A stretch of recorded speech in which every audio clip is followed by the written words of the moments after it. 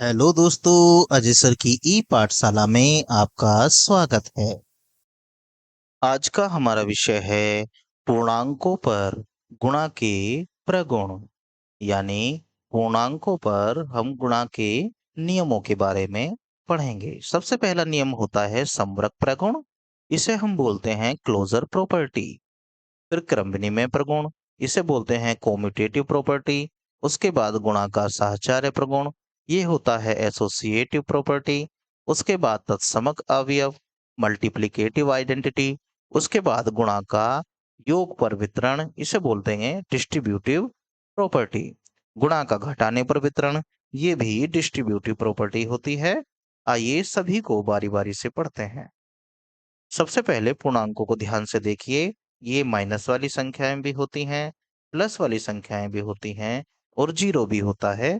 इन्हीं के बीच में हम ये नियम समझेंगे। सबसे पहले आता है संवरक प्रगुण। ये प्रगुण है, इसके लिए हमें दो संख्याओं की जरूरत पड़ती है। दोनों संख्याओं के बीच सबसे पहले हम गुणा करेंगे। गुणा करने के बाद जो आंसर आएगा, अगर वो भी पूर्णांक आया, तो हम कह सकते हैं कि गुणा में संवरक नियम लागू होता है। आइए एक एग्जाम्पल लेते हैं। एक संख्या मेरे पास 2 है, दूसरी संख्या मेरे पास माइनस के 5 है। जब हम इन दोनों की गुणा करेंगे, तो गुणा करने के बाद जो आंसर आएगा वो भी पूर्णांक आना चाहिए। 5 दूनी 10, और ये माइनस का साइन है, ये प्लस का साइन होगा यहाँ पर, तो हम कहेंगे प्लस माइनस माइनस।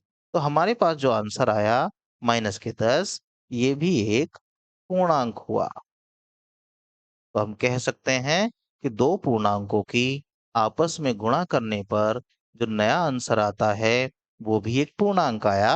तो पूर्णांकों में गुणा का समवरक नियम लागू होता है। जब दो पूर्णांकों की गुणा की जाती है तो गुणनफल सदैव पूर्णांक ही होता है। यही गुणा का समवरक नियम है। चलिए आगे बढ़ें। अब आता है क्रम विनिमय प्रगुण।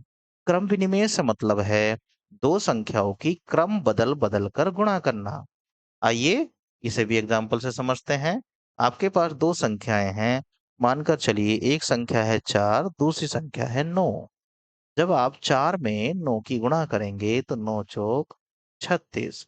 एक संख्या लीजिए 9, दूसरी संख्या लीजिए 4, तो 9 की 4 में गुणा करेंगे 9 चौक 36। तो दोनों तरीके से गुणा करने पर आंसर हमारा एक जैसा आया। तो हम कह सकते हैं पूर्णांकों पर गुणा के लिए क्रम विनिमय नियम लागू होता है। दो पूर्णांकों की गुणा करने पर संख्याओं के क्रम का कोई प्रभाव नहीं पड़ता। यही गुणा का क्रम विनिमय नियम कहलाता है। चलिए अगला नियम देखते हैं। गुणा का साहचर्य प्रगुण। साहचर्य प्रगुण के अंतर्गत तीन संख्याओं की जरूरत पड़ती है। मानकर चलिए हमारे पास तीन संख्याएं हैं।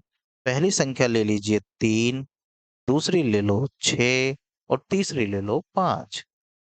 जब हम इन तीन संख्याओं की आपस में नियम के हिसाब से गुणा करेंगे तो देखते हैं आंसर क्या आता है। सबसे पहले 3 की गुणा करिए 6 के साथ, उसके बाद गुणा करिए 5 की। देखते हैं 3 की गुणा जब 6 में करेंगे, 3 छंग 18। और जब 18 के साथ 5 की गुणा जाएगी, 18 पंजे 90, यानी कि इस तरीके से गुणा करने पर आंसर आया 90। अब हम देखते हैं, सबसे पहले 3 को ऐसे ही रखेंगे, उसके बाद 6 की गुणा करेंगे 5 में। जब 6 की गुणा 5 में की जाएगी, 6 पंजे होते हैं 30, और 30 की गुणा 3 के साथ करेंगे तो ये आएगा 90। दोनों तरीके से गुणा करने पर आंसर हमारा एक जैसा आया। तो हम कह सकते हैं कि गुणा के लिए साहचर्य नियम का पालन होता है। तीन पूर्णांकों को गुणा करते समय किन्हीं दो को पहले गुणा करने से गुणनफल में कोई अंतर नहीं आता। यही गुणा का साहचर्य नियम है। अब आगे देखिए, अब हम देखेंगे तत्समक अवयव, यानी कि मल्टीप्लिकेटिव आइडेंटिटी। यहाँ क्योंकि हम गुणा के नियम सीख रहे हैं, तो हमें गुणा ही करनी है। तत्समक अवयव है कि जिसकी गुणा किसी भी संख्या में कर देने से वही संख्याएं वापस आ जाएं। करके देखते हैं। मानकर चलिए हमारे पास कोई संख्या है 10 और मैं 10 में ऐसी कौन सी संख्या से गुणा करूं, गुणा करने के बाद मेरे पास आंसर 10 ही आ जाए। तो वो संख्या हमारे पास है 1। मतलब 10 में जब 1 की गुणा की जाएगी तो 10 ही आ जाएगा। या फिर कोई और एग्जांपल लीजिए, मानो 8 में गुणा की जाए 1 से, तब भी हमारा 8 ही आएगा। मतलब जिससे गुणा कर रहे हैं वही आंसर आ रहा है। तो हम कह सकते हैं कि 1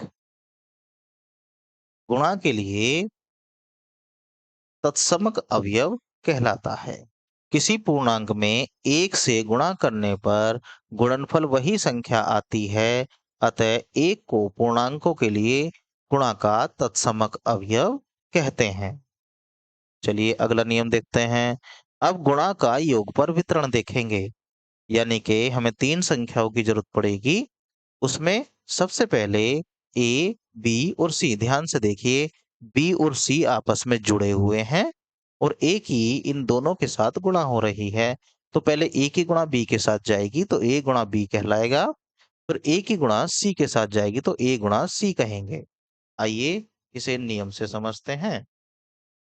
मानकर चलिए हमारे पास 3 संख्याएं हैं, 2, 3, 4। अब हम इस नियम के हिसाब से ही इनको सरल करेंगे। 2 गुणा ब्रैकेट 3 प्लस 4। ध्यान से देखिए, सबसे पहले 2 ऐसे ही रखा जाएगा और 3 के साथ 4 को जोड़ दिया जाएगा। तो 3 और की गुणा 3 को जब 4 के साथ जोड़ेंगे तो आएगा 7 और 7 की जब 2 में गुणा करेंगे 7 दूनी 14। अब इसको राइट हैंड साइड की तरफ से सोल्व करते हैं। 2 की गुणा होगी 3 के साथ, उसके बाद 2 की गुणा होगी 4 के साथ। आइए सरल करें। सबसे पहले जब 2 की गुणा 3 के साथ करेंगे तो 2 तिया 6 और 2 की गुणा जब 4 के साथ करेंगे तो 2 चौक 8 और 6 और 8 जुड़ के हो जाएगा 14। दोनों तरफ से सरल किया, सरल करने के बाद आंसर एक जैसा आया, तो हम कह सकते हैं कि पूर्णांकों में गुणा योग पर वितरित होती है। अगला नियम है गुणा का घटाने पर वितरण। अब हम गुणा का घटाने पर वितरण निकालेंगे। उसके लिए भी हमें 3 संख्याओं की जरूरत पड़ेगी। आइए 3 संख्या कोई सी भी मान लेते हैं, 4, 5, 6। आइए पहले लेफ्ट हैंड साइड सरल करेंगे। लेफ्ट हैंड साइड में है 4 गुणा 5 माइनस 6। देखते हैं। सबसे पहले ब्रैकेट के अंदर वाला भाग सरल किया जाता है। 5 में से जब 6 घटाएंगे माइनस का 1 आएगा। माइनस के 1 की गुणा जब 4 के साथ होगी तो हमारे पास माइनस का 4 आंसर आएगा। अब आइए इसकी राइट हैंड साइड को सरल करेंगे।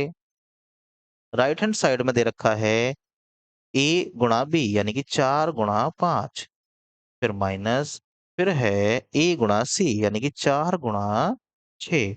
आइए इन्हें सरल करते हैं। 4 में जब 5 की गुणा जाएगी तो 4 पंजे 20।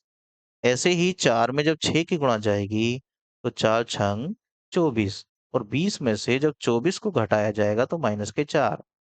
ये दोनों तरफ से सरल करने पर आंसर एक जैसा आ रहा है, तो हम कह सकते हैं कि पूर्णांकों में गुणा घटाने पर वितरित होती है।